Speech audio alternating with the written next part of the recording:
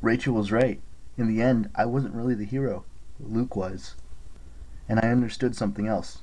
When Luke had descended into the river Styx, he would have had to have focused on something important that would hold him to his mortal life. Otherwise, he would have been dissolved. I had seen Annabeth, and I had a feeling he had too. He had pictured that scene Hestia showed me, of himself in the good old days with Thalia and Annabeth, when he promised that they'd be a family. Hurting Annabeth in battle had shocked him into remembering that promise. It had allowed his mortal conscience to take over again and defeat Kronos. His weak spot, his Achilles heel, had saved us all. Next to me, Annabeth's knees buckled. I caught her, but she cried out in pain, and I realized I grabbed her broken arm. "Oh, gods," I said. "Annabeth, I'm sorry." "It's all right," she said as she passed out in my arms. "She needs help!" I yelled. "I've got this." Apollo stepped forward. His fiery armor was so bright it was hard to look at, and his matching Ray-Bans and perfect smile made him look like a male model for battle gear.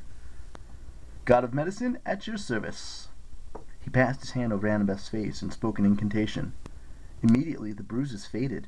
Her cuts and scars disappeared. Her arms straightened, and she sighed in her sleep. Apollo grinned. "She'll be fine in a few minutes. Just enough time for me to compose a poem about our victory. Apollo and his friends save Olympus. Good, eh?" "Thanks, Apollo," I said. "I'll, let you handle the poetry." The next few hours were a blur. I remembered my promise to my mother. Zeus didn't even blink an eye when I told him my strange request. He snapped his fingers and informed me that the top of the Empire State Building was now lit up blue. Most mortals would just have to wonder what it meant, but my mom would know. I had survived. Olympus was saved. The gods set apart repairing the throne room, which went surprisingly fast with 12 super powerful beings at work. Grover and I cared for the wounded, and once the sky bridge reformed, we greeted our friends who had survived. The Cyclops had saved Thalia from the fallen statue. She was on crutches, but otherwise she was okay. Connor and Travis Stoll made it through with only minor injuries. They promised me that they hadn't even looted the city much. They told me my parents were fine, though they weren't allowed into Mount Olympus. Miss O'Leary had dug Chiron out of the rubble and rushed him off to camp.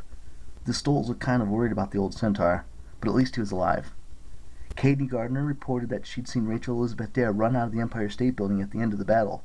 Rachel had looked unharmed, but nobody knew where she'd gone, which also troubled me.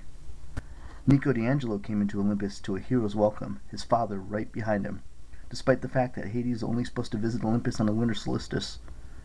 The god of the dead looked stunned when his relatives clapped him on the back. I doubt he'd ever gotten such an enthusiastic welcome before. Clarice marched in, still shivering from her time in the ice block, and Ares bellowed, "There's my girl!" The god of war ruffled her hair and pounded her on the back, calling her the bravest warrior he'd ever seen. "That draking slaying! That's what I'm talking about!" She looked pretty overwhelmed. All she could do was nod and blink, like she was afraid that he'd start hitting her, but eventually, she began to smile. Hera and Hephaestus passed me. While Hephaestus was a little grumpy about my jumping on his throne, he thought I'd done a pretty bang-up job, mostly. Hera sniffed in disdain. "I suppose I won't destroy you and that little girl now." "Annabeth saved Olympus," I told her. "She convinced Luke to stop Kronos." Hera whirled away in a huff, but I figured our lives would be safe, at least for a little while. Dionysus' head was still wrapped in a bandage. He looked me up and down and said, "Well, Percy Jackson, I see Pollux made it through, so I suppose you aren't completely inept. It's all thanks to my training, I suppose." Yes, sir," I said. Mr. D nodded.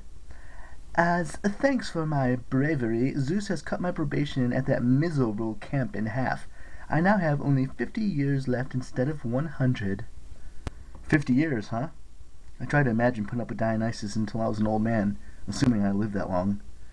"Don't get so excited, Jackson," he said, and I realized that he was saying my name correctly. "I still plan on making your life miserable." I couldn't help smiling. "Naturally." "Just so we understand each other." He turned and began repairing his grapevine throne, which had been singed by fire. Grover stayed at my side. From time to time, he'd break down into tears. "So many nature spirits dead, Percy. So many." I put my arm around his shoulders and gave him a rag to blow his nose. "You did a good job, G-Man. We will come back from this. We'll plant new trees. We'll clean up the parks. Your friends will be reincarnated into a better world.